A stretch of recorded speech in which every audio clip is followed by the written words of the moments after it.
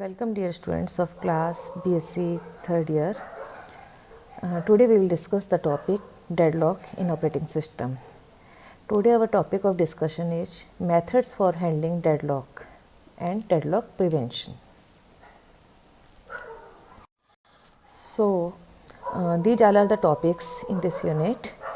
Deadlock characterization we already have discussed in the previous video tutorial. Today we will discuss methods for handling deadlock and deadlock prevention.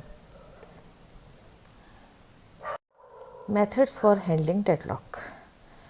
To ensure the deadlock never occurs, for this the system can think in four ways. ठीक है, हमने देखा था last video tutorial के अंदर कि deadlock जो है किसकी वजह से आता है. चार कंडीशंस थी: mutual exclusion, hold and wait, circular wait and no preemption. ठीक है, इनमें से चारों कंडीशंस चारों की चारों ट्रू होंगी यदि सिस्टम के अंदर, तो सिस्टम में डेडलॉक अकर करेगा. ओके, अब डेडलॉक नहीं आए इसके लिए सिस्टम क्या पॉलिसी बनाता है, क्योंकि डेडलॉक आने से सिस्टम क्रैश हो सकता है, आपका प्रॉब्लमेटिक है, आपका स्लो चलेगा, स्लो प्रोसेसिंग होगी. तो उससे बचने के लिए किस तरह से वो डेडलॉक को हैंडल करता है सिस्टम. तो फर्स्ट जो है, the operating system assume that there is no deadlock at all.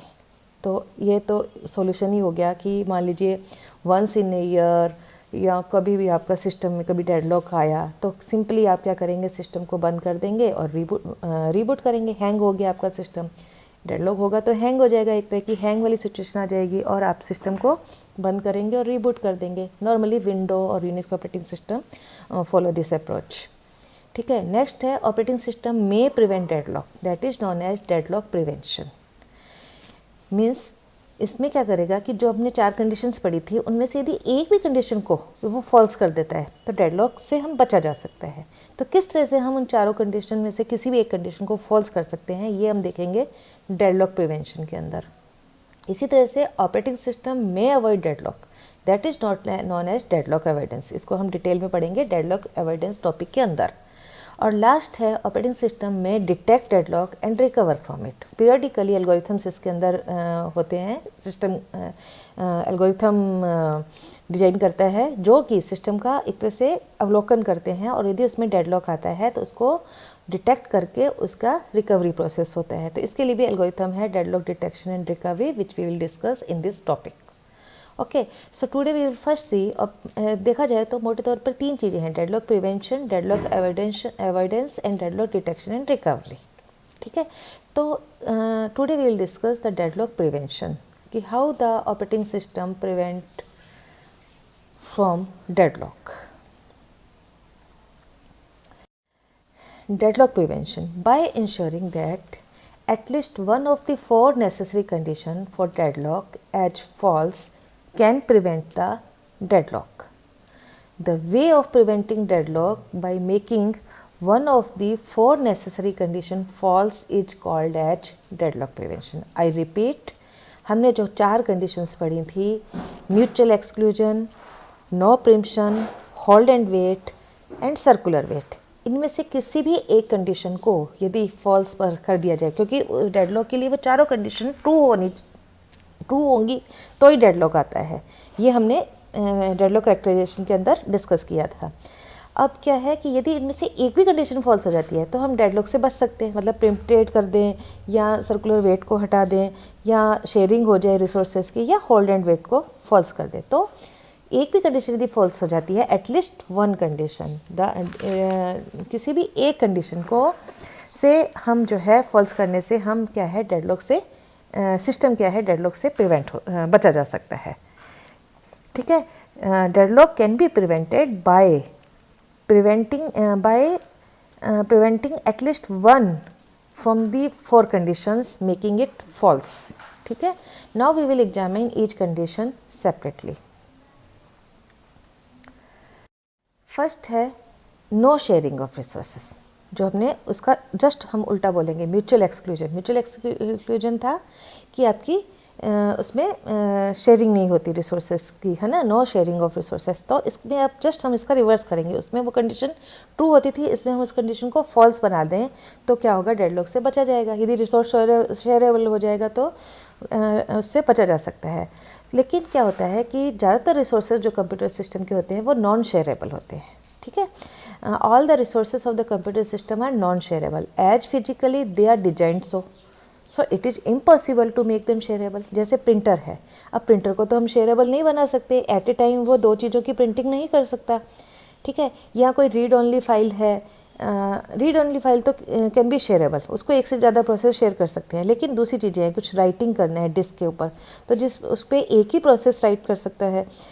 तो इस कंडीशन को फॉल्स बनाना ऑलमोस्ट इम्पॉसिबल है, क्योंकि वो इसी तरह से डिज़ाइन किए गए हैं कि हम उनको शेयरेबल नहीं बना सकते, ठीक है। So making this condition false is impossible, no sharing of resources. Next हमने देखा था hold and wait. Hold and wait जो है कंडीशन को फॉल्स बनाने के लिए 2 प्रोटोकॉल्स यूज किए जाते हैं।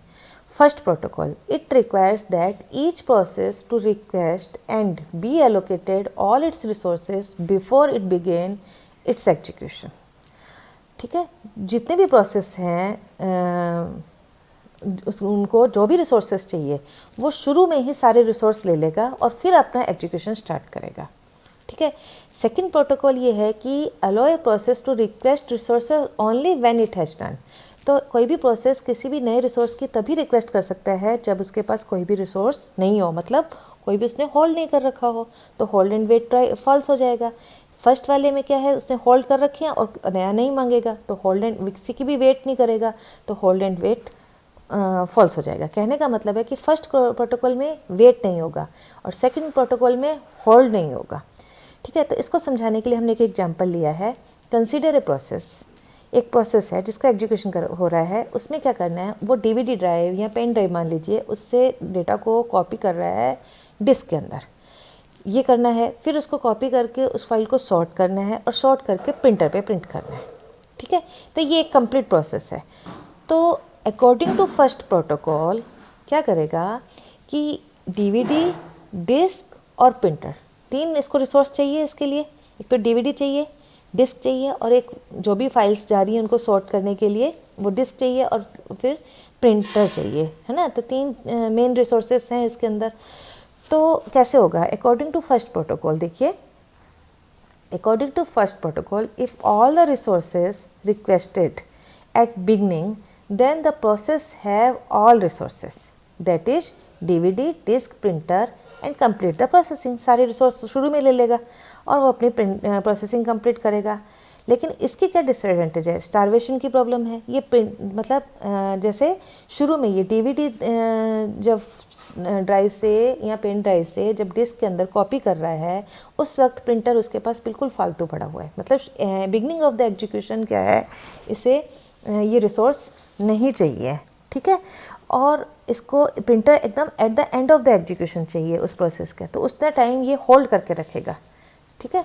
तो it will hold the printer for the entire execution even if needs it only at the end. और this is known as the problem of starvation, कि किसी और रिसोर्स को, प्रोसेस को मान लीजिए प्रिंटर रिसोर्स चाहिए, तो वो एक इम्पॉर्टेंट रिसोर्स है प्रिंटर, तो वो बहुत देर तक वेट करता रहेगा, तो उस प्रोसेस के लिए वो स्टारवेशन की प्रॉब्लम हो जाएगी। तो ये फर्स्ट प्रोटोकॉल है, लेकिन फिर भी हम इस प्रोटोकॉल को यूज करके होल्ड एंड वेट कंडीशन को फॉल्स बना सकते हैं। अब सेकंड प्रोटोकॉल क्या है, allow a process to request resources only when it has none. Okay, according to the second protocol process request for DVD and disk only, 2 ही करेगा, फिर डीवीडी से सारा डिस्क कॉपी कर लेगा और दोनों को रिलीज कर देगा, ठीक है। फिर अगेन से एक फ्रेश रिक्वेस्ट करेगा जिसमें वो डिस्क को और प्रिंटर को लेगा, क्योंकि डिस्क पे आ गया डाटा, अब उसको डीवीडी तो चाहिए नहीं है, डीवीडी को भी रिलीज कर दिया, एक बार डिस्क को भी रिलीज कर दिया, फिर डिस्क और प्रिंटर को वापस से रिक्वेस्ट किया और फिर क्या किया कि सॉर्ट करके फाइल को और डाटा को, फाइल्स को प्रिंटर पे प्रिंट कर दिया और उसके बाद में इन दोनों रिसोर्सेज को भी रिलीज कर दिया। तो ये सेकंड प्रोटोकॉल है कि फर्स्ट प्रोटोकॉल में सिर्फ डीवीडी और डिस्क रखेगा और कोई भी उसको प्रिंटर को नहीं मांगेगा, लेकिन यदि उसे प्रिंटर चाहिए तो वो पहले रिलीज करेगा, allow a process to request resources only when it is none. वो प्रिंटर को तभी रिक्वेस्ट कर सकता है जब उसके पास कुछ भी नहीं हो। कुछ भी नहीं हो उसके लिए उसको क्या करना पड़ेगा, डीवीडी ड्राइव और डिस्क को रिलीज करना पड़ेगा। रिलीज करने के बाद में वो नई फ्रेश रिक्वेस्ट करेगा जिसमें वो डिस्क और प्रिंटर को की रिक्वेस्ट करेगा और फिर डिस्क से फाइल शॉर्ट करके डिस्क के अंदर प्रिंटर पे प्रिंट कर देगा और उसके बाद में डिस्क और प्रिंटर को भी रिलीज कर देगा। So according to this, using these protocol in the system, hold and wait condition को false बनाया जा सकता है and can prevent from deadlock। Next है आपका नो प्रिम्पशन। ठीक है, इसमें भी दो प्रोटोकॉल यूज किए जाते हैं इस कंडीशन को फॉल्स बनाने के लिए। First protocol, if a process a hold some resources and request for an additional resources and if it is available then OS can allocate it। यदि है तब तो कोई दिक्कत ही नहीं है, allocate कर देगा and it will continue its execution। लेकिन यदि available नहीं है, if it is not available then the resource held by the process A are preempted and the process A must start as fresh process। तो प्रिम्प्टेड मतलब उससे forcefully वो जो भी रिसोर्स है वो ले लेगा ए से और वापस से स्टार्ट होगा। तो इससे इस कंडीशन को फॉल्स बनाया जा सकता है।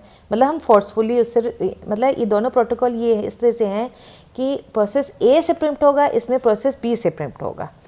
ठीक है, सेकंड प्रोटोकॉल में if a process a hold some resources and request for an additional resource and if it is available then operating system can allocate it. If it is not available, then operating system check if they are allocated to another waiting process B. So then they are preempted from the waiting process B and allocated to process A. Okay. Again I repeat, if there are two processes in the system, process A and process B, according to the first protocol, all the resources from the process A are preempted.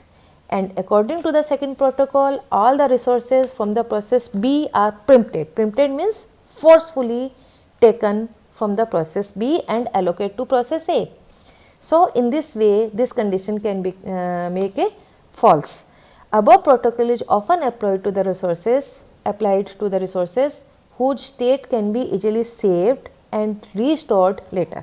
ठीक है, क्योंकि ये इस ऐसे process पे ही हम apply कर सकते हैं जिसमें हम जो है उसकी सेफ स्टेट जो होती है और रीस्टोर स्टेट है, ये जो मतलब ओवरहेड है ये इंक्रीज हो जाएगा इस केस में, लेकिन जिनकी इजीली सेव हो सकती हो और उसको वापस से रीस्टोर किया जा सकता हो, उनमें इस प्रोटोकॉल को यूज किया जा सकता है। लेकिन हम सब रिसोर्सेज प्रोसेस के साथ में या सब रिसोर्सेज के साथ में ये हम नहीं कर सकते, क्योंकि it can not be applied for resources like printer. मान लीजिए प्रिंटर कोई प्रिंट कर रहा है, आधा पेज प्रिंट कर दिया, आप उससे प्रिंटर फोर्सफुली ले लेंगे और दूसरे रिसोर्स को दे देंगे तो ना तो फर्स्ट प्रोसेस कंप्लीट होगा ना सेकंड ढंग से होगा। So it can be some resources जो है उस पर अप्लाई किया जा सकता है और इस तरह से हम इस कंडीशन को फॉल्स बना सकते हैं। लास्ट है सर्कुलर वेट, मतलब टोटल 4 है। फर्स्ट थी आपका no sharing of resource, second था आपका होल्ड एंड वेट को फॉल्स बनाना, थर्ड था आपका नो प्रिम्पशन। अब लास्ट है आपकी सर्कुलर वेट, इसको फॉल्स कर दो, इसको फॉल्स कर देंगे तो अभी डेडलॉक से बचा जा सकता है। So to make this condition false, all the resources are numbered uniquely in an strictly increasing order. ठीक है, इंक्रीजिंग ऑर्डर में ही रिसोर्स जो है एलोकेट होंगे। ठीक है, फॉर एग्जांपल जैसे इन द प्रीवियस एग्जांपल के हिसाब से हमने जो एग्जांपल लिया था उसमें टेप को हम 2 असाइन कर दें, जिसको 4 प्रिंटर को 6, तो यदि 2 और 4 है तो वो 6 के लिए रिसोर्स को जो है रिक्वेस्ट कर सकता है। और इस तरह से इन दिस वे क्या होगा कि सर्कुलर वेट नहीं आएगी। मतलब इन ऑर्डर टू रिक्वेस्ट कोई भी रिसोर्स RJ है और process first release all RI such that I greater equal J. So if the allocation of resources is done in this manner, then there will be no circular weight and system can prevent from deadlock. Okay. So this is all about for methods of handling deadlock, और we can say deadlock prevention, हम deadlock से किस तरह से बच सकते हैं। ठीक है, तो डेडलॉक स्टेट में नहीं जाए सिस्टम। डेडलॉक प्रिवेंशन का मतलब है कि do not allow the system to get into in deadlock state. Deadlock can be prevented by preventing at least one condition making false one from the 4 condition. उन 4 में से किसी भी एक कंडीशन को यदि फॉल्स कर दिया जाए तो क्या होगा, आपका उसमें डेडलॉक से बचा जा सकता है. सो इस वीडियो सीरीज में हमने फर्स्ट जो वीडियो देखा था वो डेडलॉक करेक्टराइजेशन था कि किन वजह से डेडलॉक आता है. आज के वीडियो में हमने डेडलॉक प्रिवेंशन देखा कि कैसे हम डेडलॉक से बच सकते हैं. अब हम देखेंगे deadlock avoidance. In the next video tutorial we will discuss the topic deadlock avoidance. Thank you.